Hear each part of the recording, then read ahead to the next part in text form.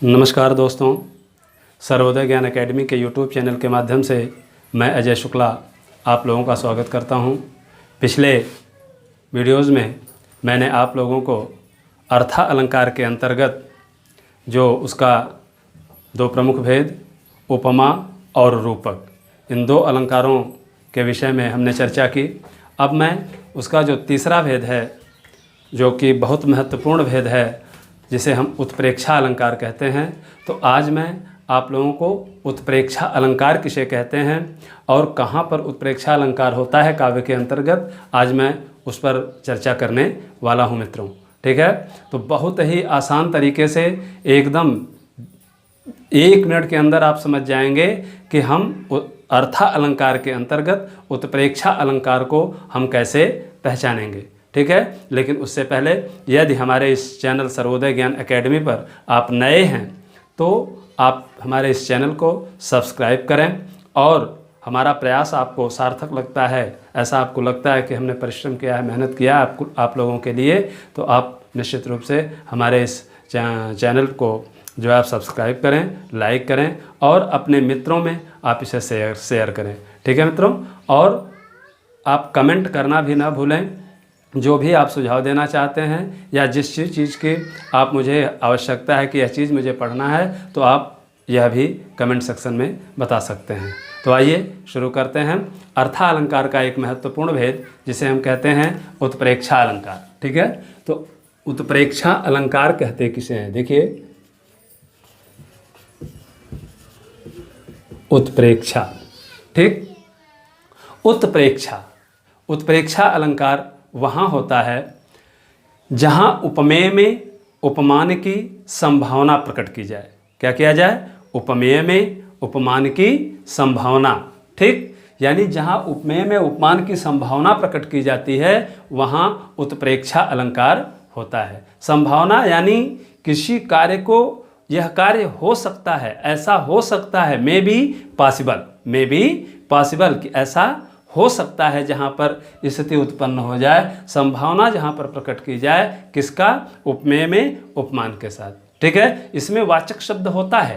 ठीक, इसमें वाचक शब्द का प्रयोग किया जाता है, तो वहाँ पर उत्प्रेक्षा अलंकार होता है। उपमेय में उपमान की संभावना प्रकट की जाती है, वहाँ उत्प्रेक्षा अलंकार होता है।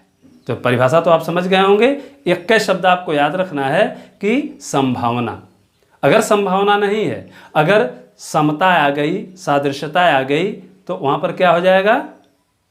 उपमा हो जाएगा। ठीक है, लेकिन जहाँ पर वाचक शब्द छिप गया हो, ठीक, सादृश्यता, समता, सा, सी, सु, जैसे, इव, समान, हमने ये सब आपको बताया था, तो वहाँ पर अगर ये शब्द लगा हुआ है तो वहाँ पर कौन सा अलंकार हो जाता है? वहाँ पर उपमा अलंकार हो जाता है। लेकिन जहाँ पर, तो वहाँ पर क्या होता है? सादृश्यता की बात की जाती है। ठीक है, रूपक अलंकार में वाचक शब्द के छिपने की बात की जाती है, लेकिन उत्प्रेक्षा अलंकार में तो वाचक शब्द होता है, लेकिन उसका स्वरूप कुछ दूसरा होता है। वहाँ पर संभावना प्रकट की जाती है। तो आगे हम आपको बताते हैं कि उसको आप कैसे समझ सकते हैं। पहले मैं आपको इसका एक उदाहरण बता दूँ।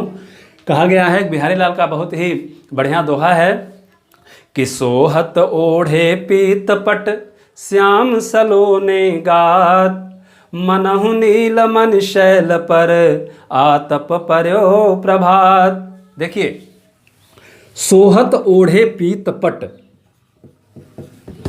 सोहत ओढ़े पीतपट श्याम सलोने गात, श्याम सलोने गात। ठीक है, आगे है कि मनहु नीलमणि शैल पर आतप पर्यो प्रभात। ठीक है, सोहत ओढ़े पीतपट। देखिए, सोहत ओढ़े पीतपट श्याम सलोनी गात, भगवान श्री कृष्ण का जो वस्त्र है उसका वर्णन यहाँ पर, भगवान श्री कृष्ण का जो रंग है कैसा है, वो सांवले रंग के हैं। श्याम सलोने, श्याम सलोने कौन? भगवान श्री कृष्ण, जो सुंदर मुखमंडल वाले हैं, गात शरीर पर जो है भगवान श्री कृष्ण ओढ़े पीत पट, पट वस्त्र ओढ़े हुए हैं, पीत पीला, ठीक है।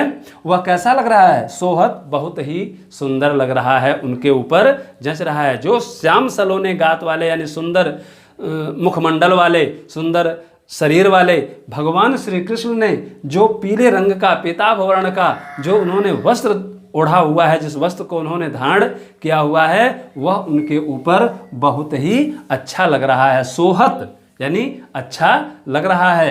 तो एक आगे बताया कि मनहु नील मन शैल पर, मनहु मानो, ऐसा लगता है कि नील मन शैल पर, कि नीले रंग का जो पर्वत है, शैल, शैल माने पहाड़, मनहु नील मणि शैल पर, ठीक है। नीले रंग का जो कोई मणि है, उसका पहाड़ है, उस पहाड़ पर आतप पर्यो प्रभात, कि मानो प्रातः कालीन सूर्य की जो आभामयी किरणें हैं, पीताभ जो किरणें हैं, मानो उसके ऊपर पड़ रही हैं, ठीक है। तो यहाँ पर देखिए संभावना प्रकट की जा रही है, वह चीज़ है नहीं, लेकिन संभावना ऐसी प्रकट की जा रही है कि ऐसा हो सकता है, ठीक है। तो यहाँ पर कौन सा अलंकार हो गया? उत्प्रेक्षा अलंकार हो गया।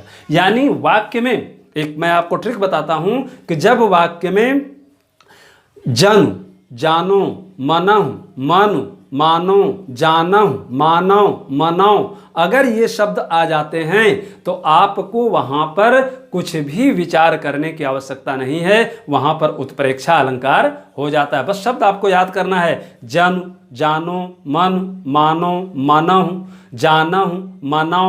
अगर यह शब्द आपको मिल रहा है तो जैसे अब इसमें देखिए कि मनहु नील, मनहु शब्द आ गया यहाँ पे, ठीक है। तो मनहु नील मन शैल पर, तो आप एकदम निश्चित रूप से, अगर चूंकि अर्थालंकार को समझने के लिए आपको थोड़ा अर्थ आना आवश्यक होता है, लेकिन यहाँ पर जब आप अर्थ भी नहीं निकाल पा रहे हैं तो इतना तो आप पकड़ ही सकते हैं, जन जानो मन मानो, इतना तो भाई आपको याद करना ही पड़ेगा, ठीक है। तो अगर जन जानो मन मानो मनहु, अगर ये शब्द आप याद कर लेते हो तो निश्चित रूप से आपको किसी प्रकार की दिक्कत नहीं होगी, ठीक है मित्रों। अब देखिए, जैसे मैं एक दूसरा उदाहरण भी मैं आपको बता देता हूं।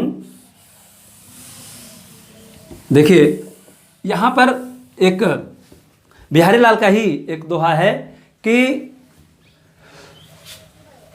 चमचमात चंचल नयन बिच घूंघट पट झीन, मानहु सुर सरिता विमल जल उछरत जुगमीन।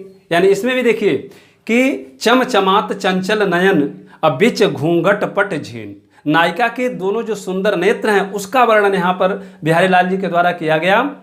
कहते हैं कि नायिका के जो दोनों नेत्र हैं घूंघट के बीच वो बिल्कुल चमकते हुए चमचमा रहे हैं, चमक रहे हैं। कहाँ पर चमक रहे हैं? उसके घूंघट के नीचे चमक रहे हैं। ऐसा प्रतीत होता है, ऐसा मालूम पड़ता है कि मानो, मनहु, मानो, मानव सुर सरिता। सुर सरिता नाम किसका? सुर माने देवता, सरिता माने नदी, यानी देव नदी। देव नदी किसको कहते हैं? गंगा जी को, ठीक है। तो गंगा जी के में ऐसा प्रतीत होता है कि मानो देव नदी गंगा जी में क्या हो रहा है?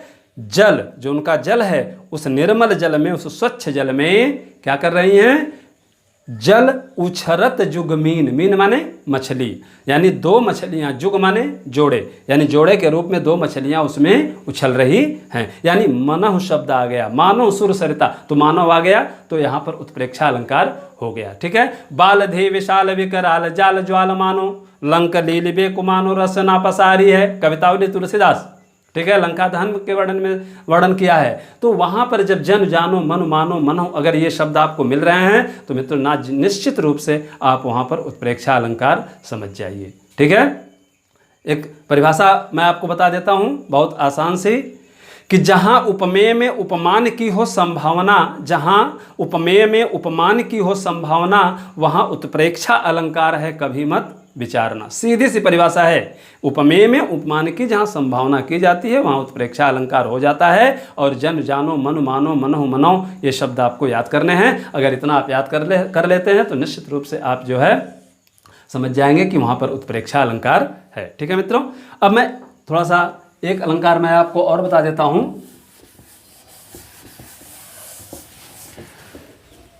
विनोक्ति अगला अलंकार है, देखिए।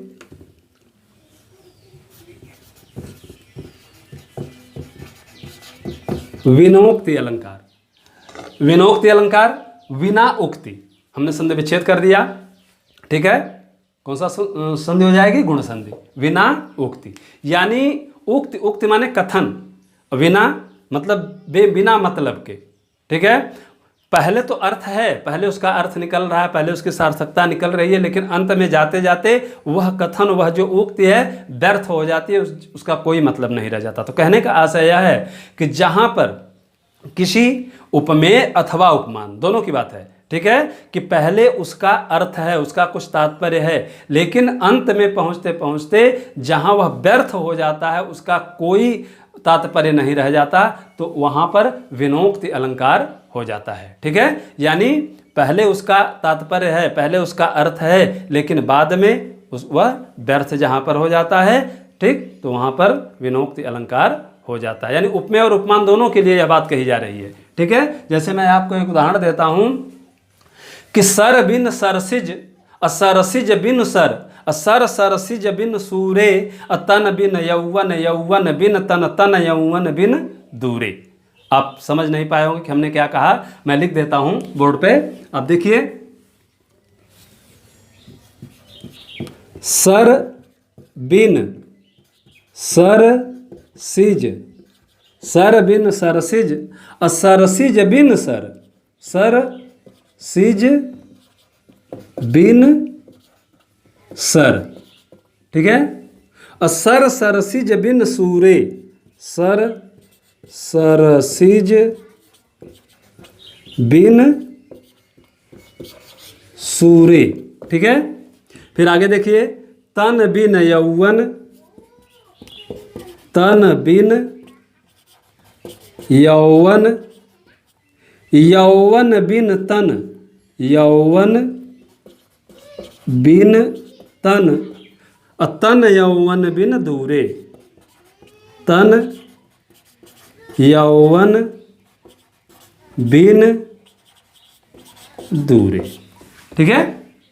देखिए आप लोग बोर्ड पर देख सकते हैं कि सर बिन सरसिज, सरसिज बिन सर, सर सरसिज बिन सूरे, तन बिन यौवन, यौवन बिन तन, तन यौवन बिन दूरे। अब देखिए कहाँ पर इसमें पहले अर्थ तो निकल रहा है, यानी जो उपमेय अथवा उपमान है पहले उसका अर्थ निकल रहा है, उसका तात्पर्य है कि नहीं यह अमुक वस्तु है तो इसका यह उद्देश्य है, लेकिन अंत में जाते जाते वह उद्देश्य किसी तीसरे पर जाकर के टिक जाता है, किसी तीसरे के अधीन हो जाता है कि अगर वह तीसरा नहीं है तो वह दोनों व्यर्थ हो जाते हैं। देखिए पहले इसका अर्थ अगर आप समझ जाएंगे तो आपको विनोक्ति अलंकार एकदम आसान हो जाएगा। अभी आपको समझ में नहीं आ रहा होगा। देखिए सर बिन सरसिज, सर माने क्या होता है? तालाब, और सरसिज कमल का पर्यायवाची शब्द है, यानी जल के पर्यायवाची में आप ज जोड़ दीजिए, कमल हो जाएगा, ठीक। तो सर बिन सरसिज, सर बिन, सर माने तालाब, तालाब के बिना कमल क्या है? व्यर्थ है, ठीक है। तालाब के बिना कमल क्या है? व्यर्थ है, उसकी कोई उपयोगिता नहीं। अरे भाई कमल कहाँ खिलता है? तालाब में खिलता है, अगर तालाब नहीं है तो कमल हो ही नहीं सकता, ठीक। सरसिज बिन सर, और कमल के बिना तालाब की शोभा नहीं हो सकती। सरसिज बिन सर के बिना कमल के तालाब भी सुशोभित नहीं हो, यानी दोनों एक दूसरे पर आश्रित हो गए, यानी कमल के ऊपर आश्रित हो गया तालाब और तालाब के ऊपर आश्रित हो गया कमल, यानी सर बिन सरसिज, सरसिज बिन सर, यानी एक दूसरे के ऊपर आश्रित हो गए। तालाब कमल के ऊपर आश्रित हो गया और कमल तालाब के ऊपर आश्रित हो गया। लेकिन अब आगे देखिए, सर सरसिज बिन सूर्य, दूसरी लाइन में नीचे देख लीजिए, सर सरसिज बिन सूर्य, सर माने तालाब, सरसिज माने कमल और सूर्य माने सूर्य, ठीक है। लेकिन बिना सूर्य के न तो कमल का ही अस्तित्व है और न ही तालाब का अस्तित्व है। अरे भाई जब तक सूर्योदय नहीं होगा तो क्या कमल विकसित होगा?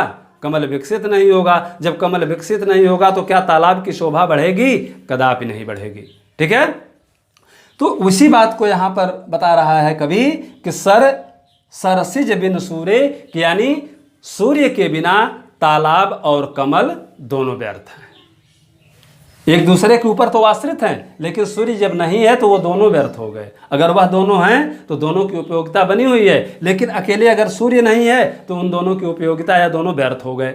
उसी प्रकार से नीचे कहा जा रहा है कि तन बिन यौवन, ठीक है, कि बिना शरीर के यौवन, ठीक है, शरीर नहीं है तो यौवन रह सकता है, कदापि नहीं रह सकता। और उसी प्रकार से तन बिन यौवन यौवन बिन तन, ठीक है, और यौवन के बिना शरीर का कोई मतलब नहीं है। युवा आपकी जो है बहुत सुंदर है, युवावस्था है, तो युवावस्था होगी कहाँ? शरीर पर ही होगी। जब शरीर ही नहीं है तो यौवन का क्या प्रयोजन? कुछ प्रयोजन नहीं रह गया। लेकिन वहीं पर तन यौवन बिन दूरे, फिर कहते हैं कि अगर तन भी है और यौवन भी है, दोनों है, लेकिन बिन दूरे, कि अगर कामदेव नहीं है, प्रियतम और प्रियतमा नहीं है, तो फिर वहां पर न तो तन और न ही यौवन, दोनों का अस्तित्व समाप्त हो जाता है, कुछ नहीं रहता है। ठीक है मित्रों, तो मैं समझता हूं कि आप लोग इस चीज को समझ गए होंगे कि सर सरसिज बिन सर बिन सरसिज, सरसिज बिन सर सर सरसिज बिन सूरे,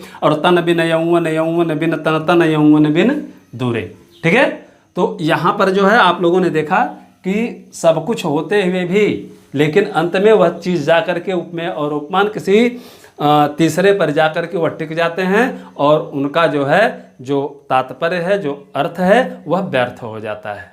ठीक, तो यहाँ पर विनोक्ति अलंकार हो जाता है, यानी बिना उक्त के वह कथन हो जाता है, बिना उक्त के वह रह जाता है। ठीक है, तो यहाँ पर जो है आपका अर्थालंकार का विनोक्ति अलंकार हो गया। इसके बाद मैं आप लोगों को संदेह, भ्रांतिमान, विभावना, अभी बहुत सारे जो पढ़े हुए हैं, मैं उसको आपको अब नेक्स्ट वीडियोज़ में पढ़ाऊँगा। और मैं समझता हूँ कि ये चीज़ आप समझ गए होंगे। अगर किसी प्रकार की आपको दिक्कत है तो निश्चित रूप से आप मुझे कमेंट सेक्शन में बताएं, और फिर आप लोगों से हम मिलते हैं नेक्स्ट वीडियोज़ में। तब तक के लिए धन्यवाद। जय हिंद।